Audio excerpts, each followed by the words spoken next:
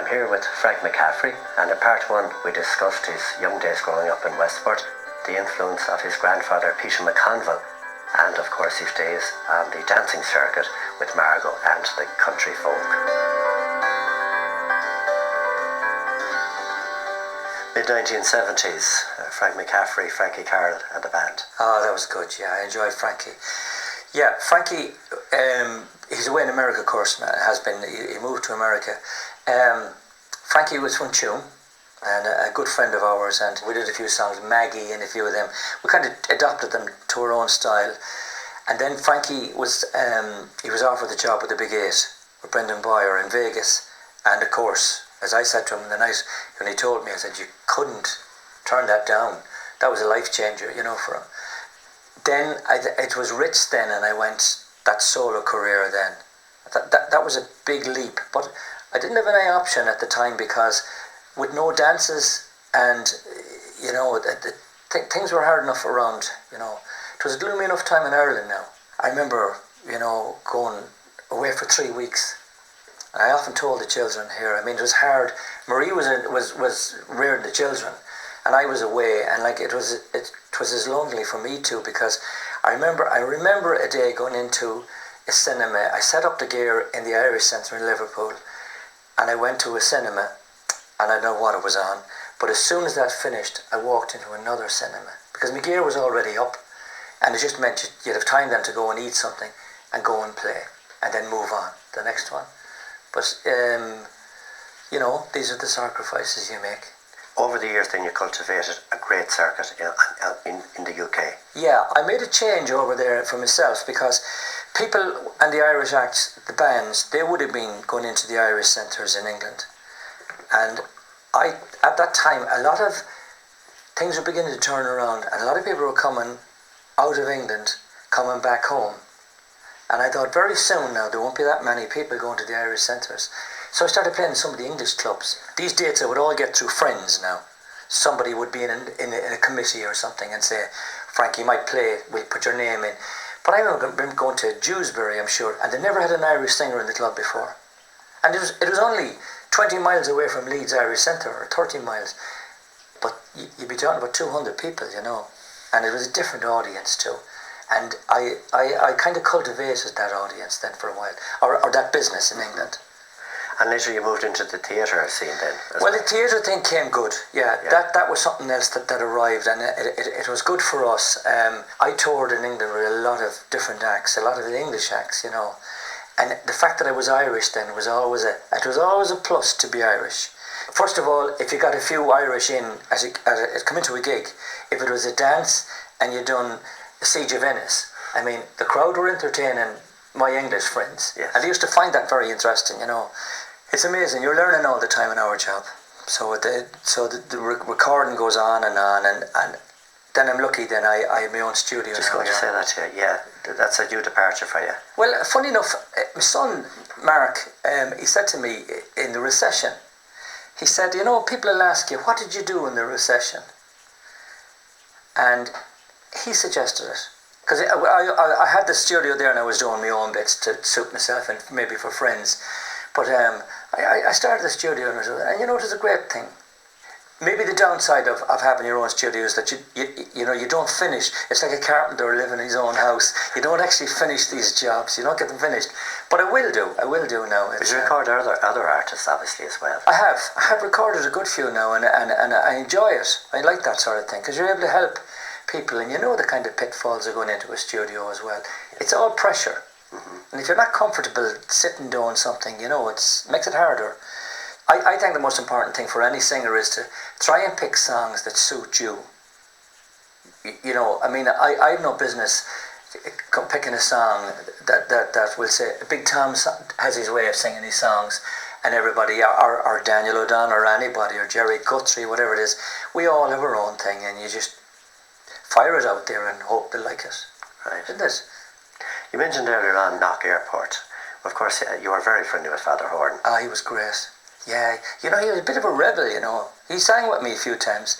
He sang one of the rebel songs, but he was a great old character, you know, but very forceful man now. He was a very dominant man, like when he was there, as we all found out afterwards. He put the airport there. He did. He did. Fab.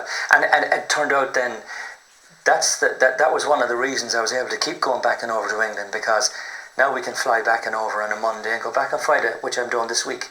I'll go back on Friday now and I'll work on that night I go back. So it's a whole change from the times you started off crossing there. A whole change. And sure, someone else will see another change, and that's the way it is. You're married to Marie. Yes. And you have a family of 3. Tell us a little bit about them. Well, I mentioned Mark there. Mark is the youngest, and we have 2 daughters and 2 granddaughters. They arrived in July. They're 3 months now. Same day. They arrived within 90 minutes of each other. That's right. One in Dublin and one in Tipperary. How good is that?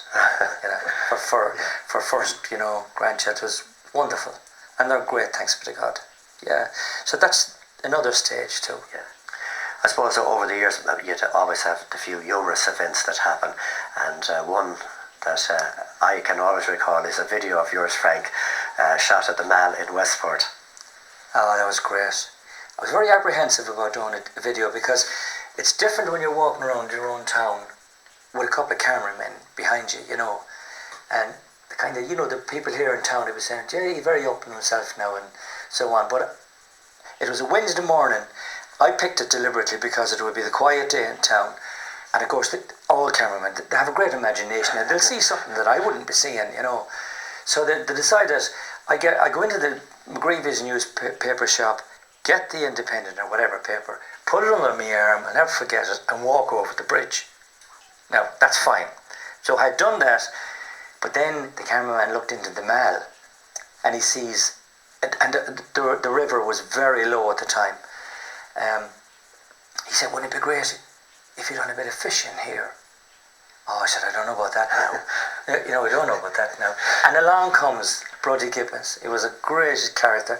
He's walking by, and I used to fish with some of these guys. And I said to him, Brodie, any chance of a fishing rod?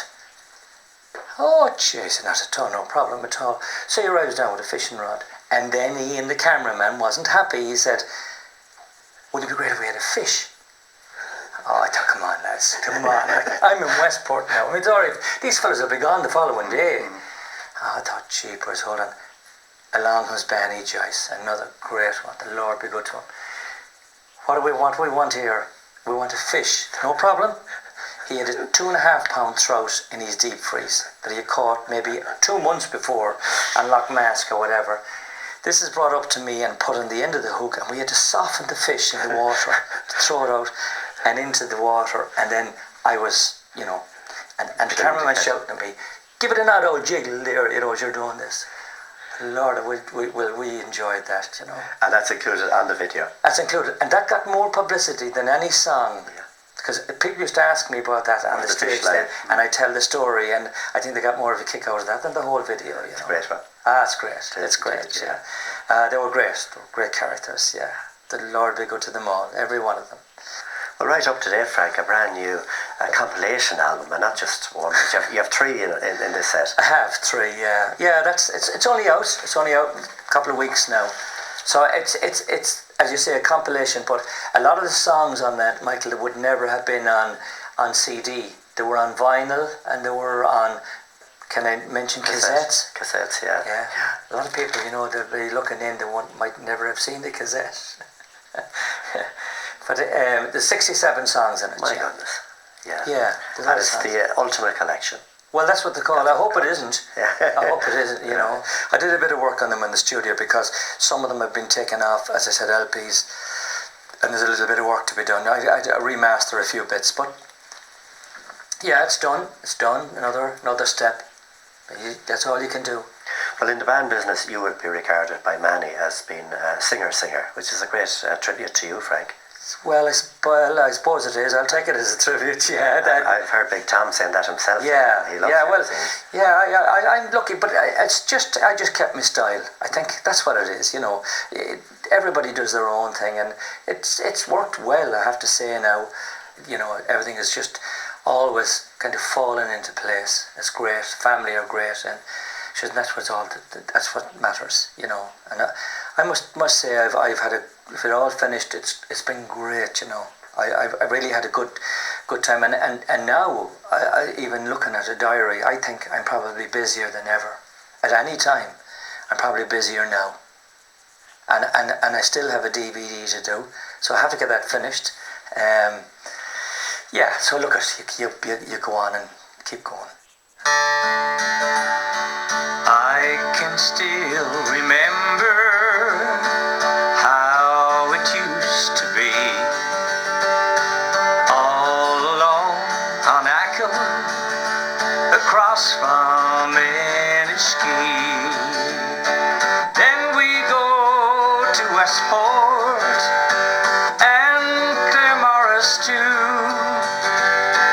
and to old Killala, the town that Humbert knew. Memories of Mayo that I left behind. Memories of Mayo are always on my mind. And the curl used to whisper deep in autumn glow brings me back in memories to Mayo long ago. To Mayo long ago.